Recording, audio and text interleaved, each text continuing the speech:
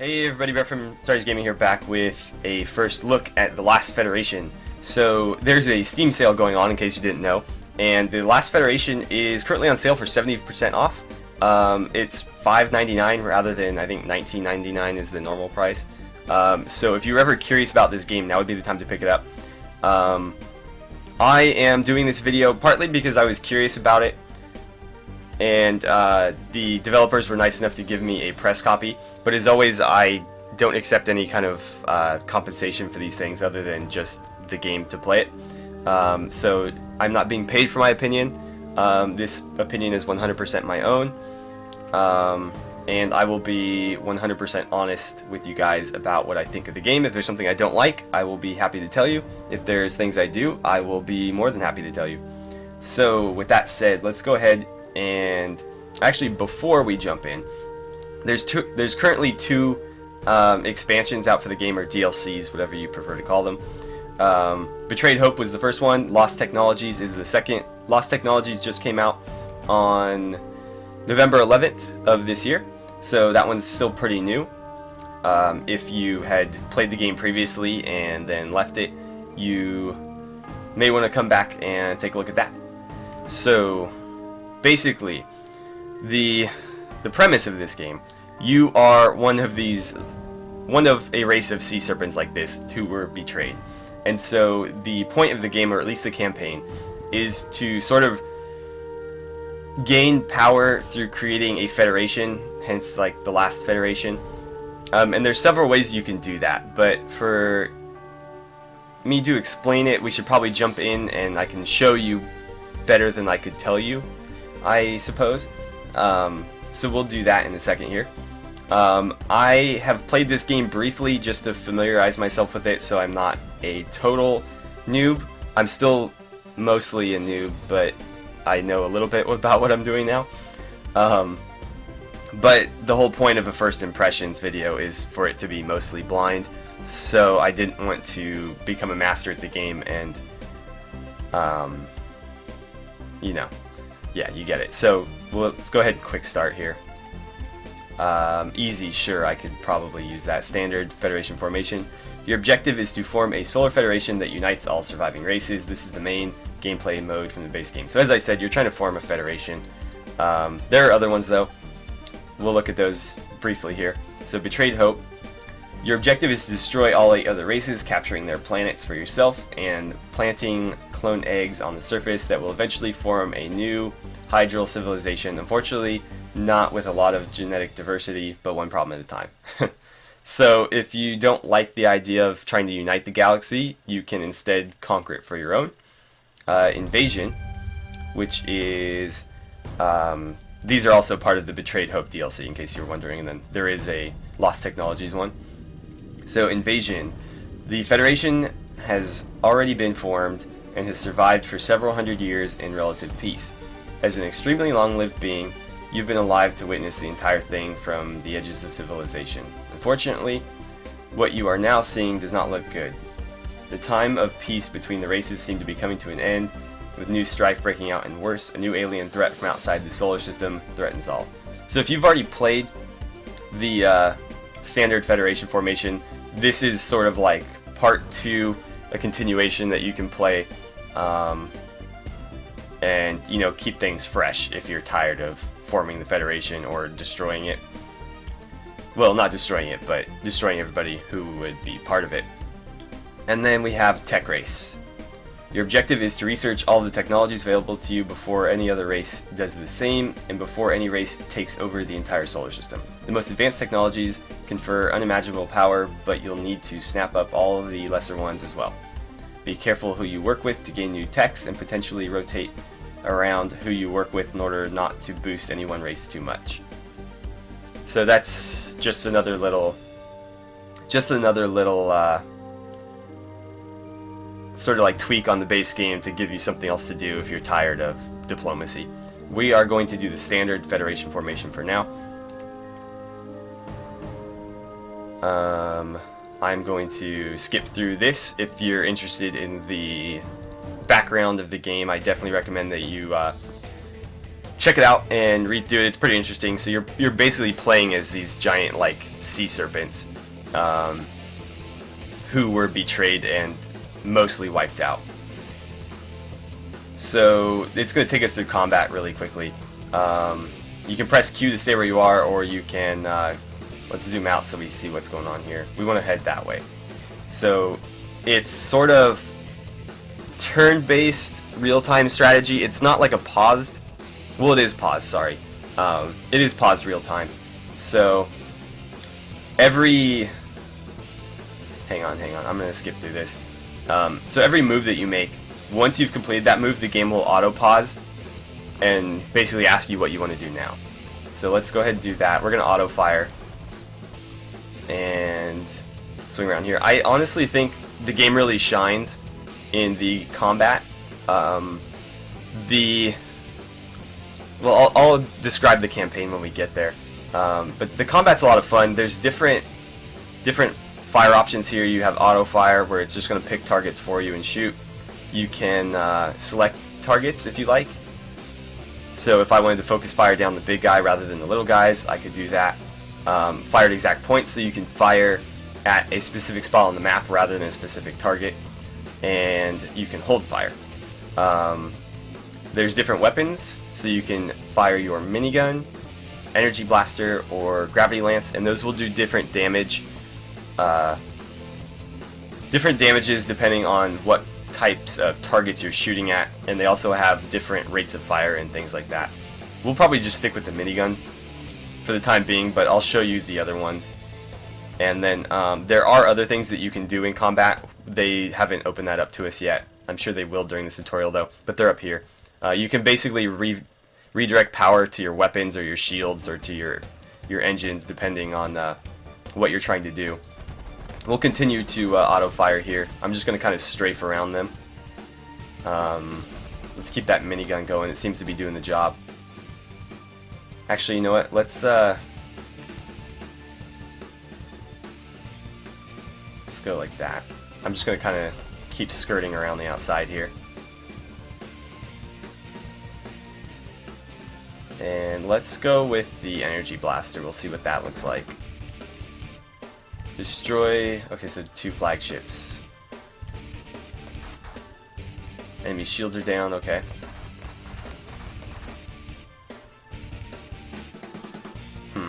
I'd rather just destroy them, to be honest. Because that'll be more interesting, I feel like. So we're doing a pretty good job avoiding damage here.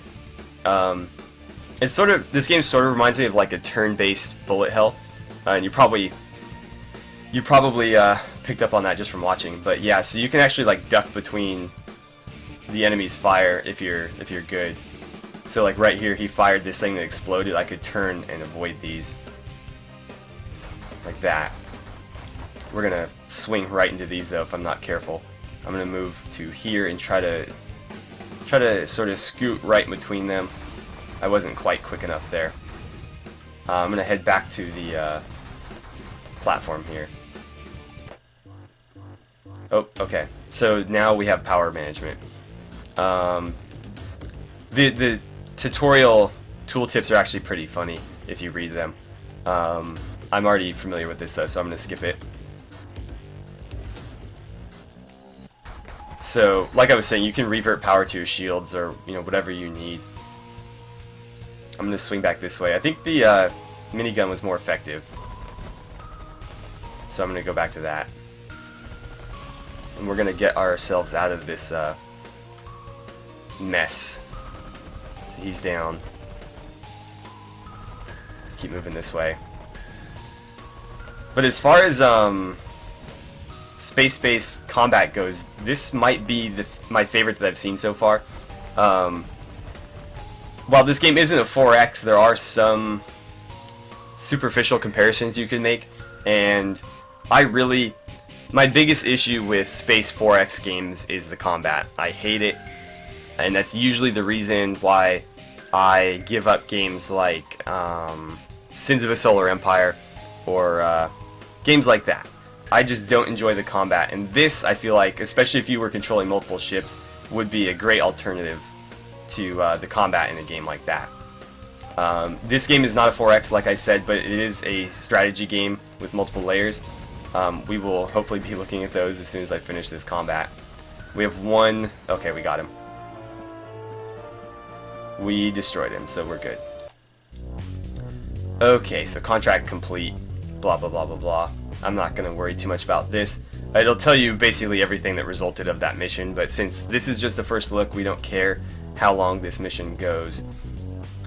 Okay, so it's the solar map. We are here at our home planet.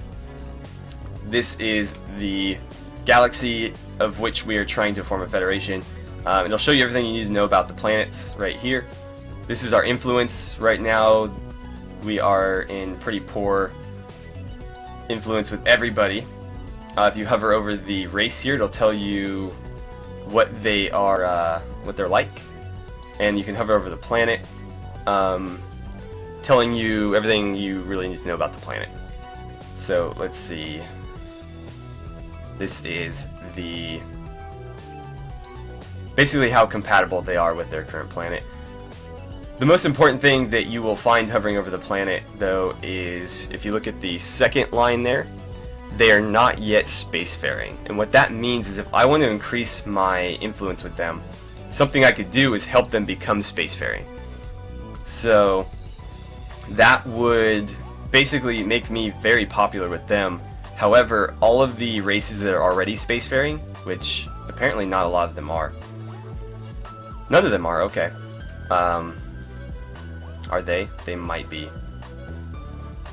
Oh no, that's my homeworld remnants. So we are at the homeworld of the Acutians, I think that's how you pronounce that. They are spacefaring. So they will like me less if I help one of these other places become spacefaring. If I don't help the other ones, they'll also like me less for that. So there's a balance between helping one to improve your influence versus upsetting everybody else in the process. Let's go to the... Wait, I want to see what their description is. Quiet and studious. These are the most advanced beings in the solar system, but they're not spacefaring yet. Unfortunately, they're also amoral. They are not above unleashing horrible diseases on enemies, stealing every technology that isn't nailed down, or even blowing up their own planet if they think they have no good hope of survival. Doesn't sound like a faction I should help out. Warlike and volatile, ruled by an unstable hierarchy of warlords, quick to fight, but also sometimes to a fault. Predictable aggressiveness can be a form of weakness. The only way to deal with them politically is through bribes, blackmail, and duels. Doesn't sound like a faction I would like to help either. The Skylaxians, honorable, perhaps to a fault, very scientifically advanced, very calm, and able to convince most any race of anything under the right circumstances. An excellent foundation upon which to build a federation. Well, there you go. That's where we're going to start. So they are not spacefaring yet. Let's head there. And we will try to help them out. So we'll go to, you can get more details on the planet, or you can do friendly acts. You got all kinds of intel here. Obviously, we don't have a lot of intel just because we've, started out. So let's go to friendly acts, and this will give us some options. Skip through this tutorial nonsense. We can hire a diplomat, and we can deliver them spacefaring tech. So let's hire a diplomat first. So now we'll have like an embassy there, I guess, would be the best way to describe it. But we'll have a diplomat on our behalf who is going to work with them to improve our influence. Okay, and now let's go ahead and intervene, and we will try to make them spacefaring, because they seem like they'd be very useful in forming this federation. So we'll take action, and basically when you are trying to deliver spacefaring tech, you basically have to run like a gauntlet sort of to try to get it to them. And if you alert other races' probes, you take influence penalties. So basically they see that you're trying to smuggle tech and they get upset with you. So we want to head this way. I probably should not alert anything yet. They're already firing at me, though. I'm going to veer this way a little bit. Looks like I am just out of their range. I'm going to kind of dance back this way. I'm going to run. Let's see. I want to go fast, but I still want to protect myself. And let's see, we'll just keep on going. These guys are actually pretty tough. They're not going down very easily. I mean, granted, if we put some power back to our weapons, we might be able to deal out some damage. No, go the other way. Okay, I want to... Ah, there we go. Right click. There. Now we're balanced back out. Should help me kill them a little bit quicker. There we go. Now we're doing it. Okay, drop zone is where? I don't see the drop zone, but I'm probably not doing this right. Ah, there it is. Oh, it was the green one, duh. Well, I just pissed a lot of people off, but that's okay. They already didn't like us, and we've got plenty of time to remedy that. The Okay. Skylaxians are now spacefaring. They are an advanced species and disapprove of your race's past actions. However, they may just be the key to forming a federation, as their powers of persuasion over the other races are non-trivial. Okay, so it gave us a little bit of an update as to what happened there. We got a bunch of credits for it. The Skylaxians like us. It took us almost half of a solar month. And the Skylaxians are now spacefaring. Oh, but the Acutians really dislike us now. They went from disapproving of us to detesting of us. So yeah, they are spacefaring now. We should be able to take some other friendly acts. Let's look at the Skylaxian Senate. I haven't done this before. An interplanetary body that makes all decisions for their race. Okay. Your influence, okay. Senatorial stances on issues. They're pro-war, pro-technology spread. Or no, they're not. I assume, if they're less than 50, I assume they're not. They're pro-trade. They are not pro-federation yet. Pro-infrastructure. Anti-tax. I'm not sure how to read that. Let's see. The current speaker for the Interplanetary Skylaxian Senate is Tria the 8th. Next Senate election will be held in 9 minutes 40 seconds. And just a quick overview of their politics. So the Skylaxian Senate is a 40-member, periodically elected interplanetary body with non-partisan members who all vote their conscience. You can see the amount of support that each type of issue has from the current senators. The amount of support for each issue has a big effect on what deals the Skylaxians will do and at what credit costs. Skylaxians refer to bribes as tribute and dispense them as rewards to particularly worthy members of their populace. Anyway, bribing them gains you influence with the race as a whole. Okay. So we can make local deals. We can make military deals. We can have them attack another race or a pirate base if we like. We can make trade deals. And we can make federation deals, or we could if we had the ability to yet. So yeah, that is basically what you're doing in this game. It sort of plays like, if you're following my my Void Wanderers Let's Play, the basic mechanics are very similar. You're doing missions for different factions, trying to please all of them, or at least just the ones that you want, and potentially upsetting others. However, in this game, it's not just about combat, it's also pretty heavily reliant on diplomacy. So pretty good balance there. Like I said, I really enjoy the combat. It sort of works out like a turn-based bullet hell, as I was saying before. But it is, I would call it turn-based rather than like pausable real time, because there's only so much that you can do before you need to issue a new order. So I would say it's turn-based for the most part, because you're choosing an action and then watching it play out in real time. You're not necessarily issuing your orders in real time and then pausing to adjust them. So yeah, that's how I would describe it. You've got inventory, disable planetary overlays if you don't like them. You have to do it on the... Okay, apparently I can only do those two. Click to enable attack. Let's see. We can attack armadas if we feel like it. I probably won't do that today. I don't know that... Yeah, I don't see any anyway, so... Yeah, we have them enabled. I don't see any. But I think you can influence how quickly those pop up. So let's look at some friendly acts. We already delivered them spacefaring tech, so I guess we won't be doing any of that. Who else might we want to help? The Andors are a utopian society of robots. They are peaceful and benevolent and will never try to take a planet from another race. They will fight for a variety of reasons, but they can also be relied on to spend aid where it is needed.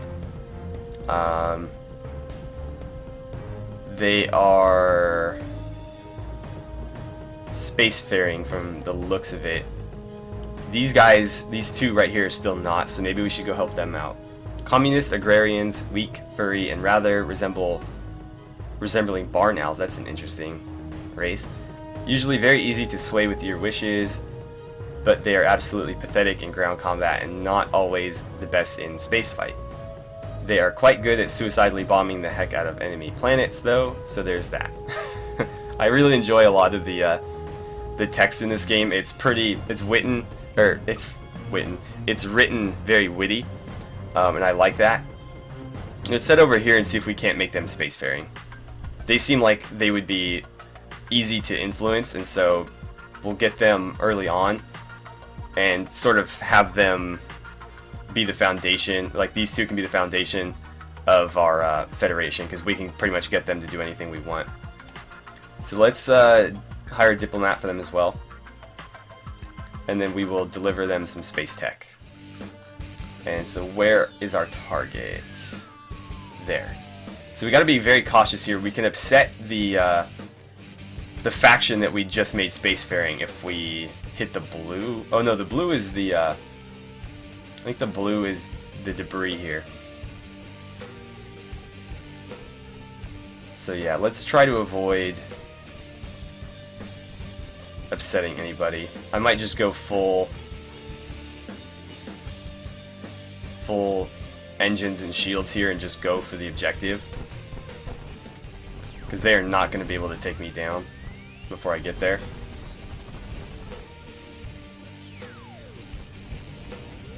Okay, got it. The Peltians are now spacefaring. They are soft and weak. However, they have a penchant for blowing things up from orbit. They may be easy allies to win over. Okay. So this is the, I think it's just showing me the tech tree, yeah. So now we can start research. I'm not going to worry about this right now. There's a lot of descriptions and like tooltips and stuff if you're having a hard time with the game, which is great, because it'll very thoroughly explain everything for you.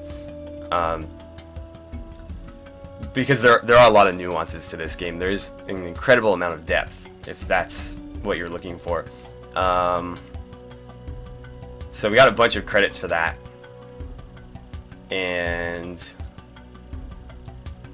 so we gained 105 local Peltian voting proxies. Does that mean that we can vote in their government? It seems like it. They're now spacefaring. The Acutians are now even more resentful toward us, but we didn't upset the other faction, which is good. So they are spacefaring now, and I assume that means everybody now is. So basically, you need to pick who you're going to make spacefaring very, very carefully, because you're only going to be able to do maybe one or two.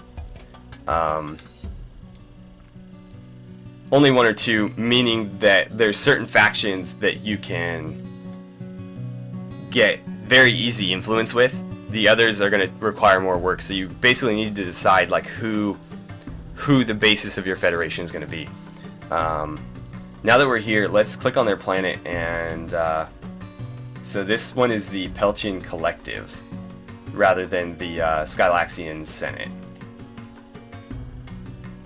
Huh, they look like, I don't know if they look like, they kind of look like owls, but with like weird snouts. Okay, so what do we got here? Okay, so they like us.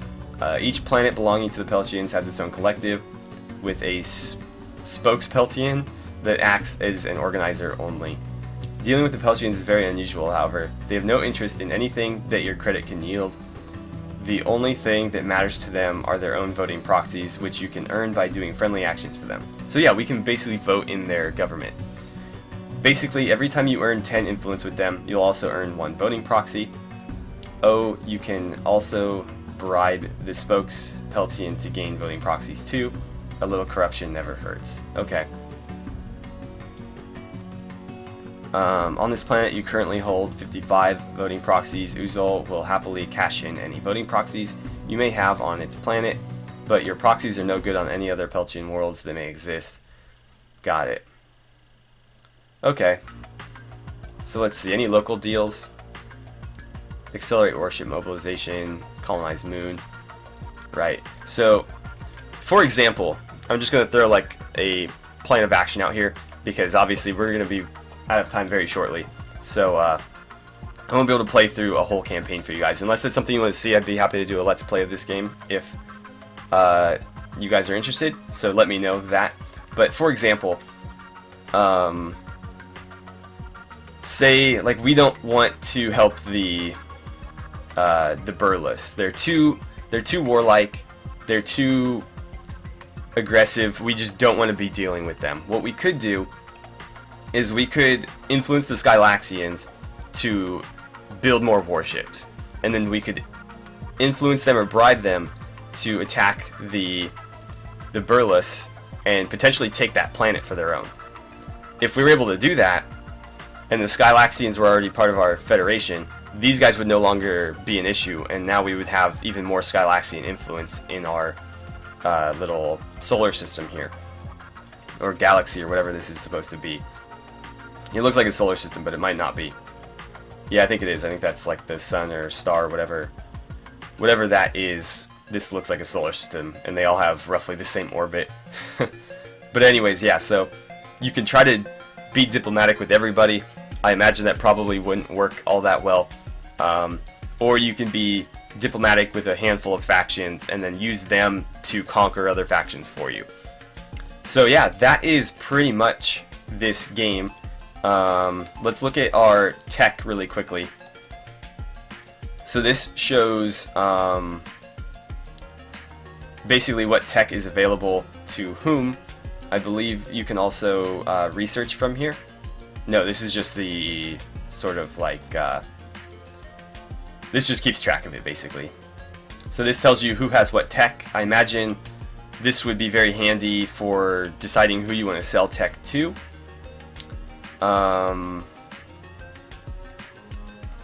And so let's see. There is an advisor logbook. What's this? Oh, so it still says they're not spacefaring yet. Interesting. So we should be able to help more out than that. But yeah, you can't help everybody. Some of these guys already are spacefaring. Let's see, which ones were?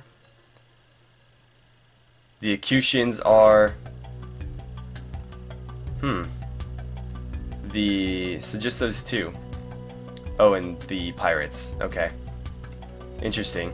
But yeah, they will become spacefaring on their own, so you can only do so many. I didn't realize that because the thing went away. Oh, it's on the planet. So yeah, we can basically make the majority of these spacefaring, but they will become spacefaring on their own. I don't know exactly how long that takes. But yes, if you want to get some easy influence, that's a great way to do it. You'll continue to piss these guys off as you go, though. and potentially everybody else you've made spacefaring. For example, these guys had drones out there. If we had alerted those drones, we would have lost influence with them. That's why I tried to shoot through the middle, where all the Accutian ones were. So yes, technology, where do we find that? I'm sure it's in here somewhere. Maybe it is... I don't know. I don't know. Maybe we have to go back here. No, we don't want to go back there because they hate us. So where? Let's head back here. Client details, friendly axe, hostile axe. Senate. Intel, inventory.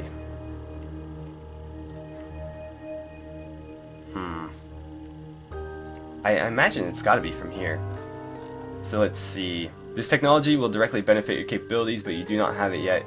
Other technologies are useful mainly for gifting to other races. So the ones in green, you want to learn for yourself. The ones not in green don't really help you, but you can give them to the factions that have the red squares.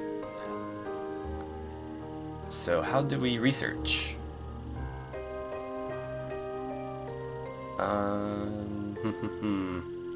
Maybe we just don't have the ability to yet.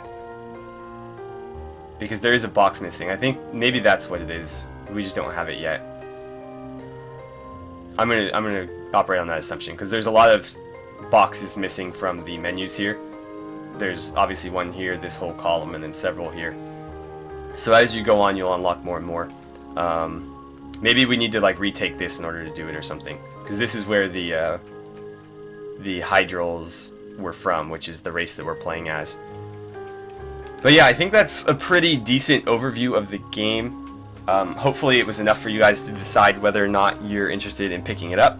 As I said at the beginning, it is currently on sale on Steam for 70% off. You can pick it up for $6 right now instead of 20. So if you were on the fence, now is definitely the time to give it a shot. As I mentioned before, there are several other game modes other than this one where you can be even more diplomatic or not diplomatic at all, depending on how you want to play. There's also an extension of this basic campaign. If you've already played through this, or this doesn't interest you, you can pick up after the Federation has been formed and deal with all the issues of it falling apart and being attacked. So yeah, hopefully you guys enjoyed the video. I definitely like the game overall. Like I said, the combat is a lot of fun. It's definitely something that I haven't really seen in a game like this before. I mean, it definitely borrows from other types of games, but in a space strategy game like this, I don't know that I've seen combat like this before, and I really enjoy it. I like the multiple layers of strategy where you can use diplomacy to influence one faction that might already be friendly to you in order to be warlike toward another faction that doesn't like you. So I like the options to do multiple things. You can influence people to do stuff for you. You can manipulate, you can attack, you can try to hold them back from gaining research while giving research to others. There's just a ton of layers of strategy, a ton of depth to this game, and I think it's really cool. The only thing I feel like this is missing is God, I'm like stammering now. The scope is a little bit limited. You only have a handful of planets here, obviously. And the ability, well, actually no, I was gonna say the ability to sort of like a Space 4X game where you can conquer for yourself and populate planets for yourself. However, in the first expansion, they added the ability to colonize, or the game mode that allows you to colonize. So if that's what you prefer, there is a game mode that allows you to do that. It was the one that mentioned the clone eggs and the lack of genetic diversity. So yeah, if you prefer to play that way, you can. I don't think you're able to do it in this particular campaign, but in that campaign you obviously can. So hope you guys enjoyed the video. Hope this gave you some insight toward the Last Federation, if you enjoyed the episode, don't forget to like and subscribe. Please feel free to share my videos however you guys see fit. Thank you for watching, and I will see you guys back here for my next video.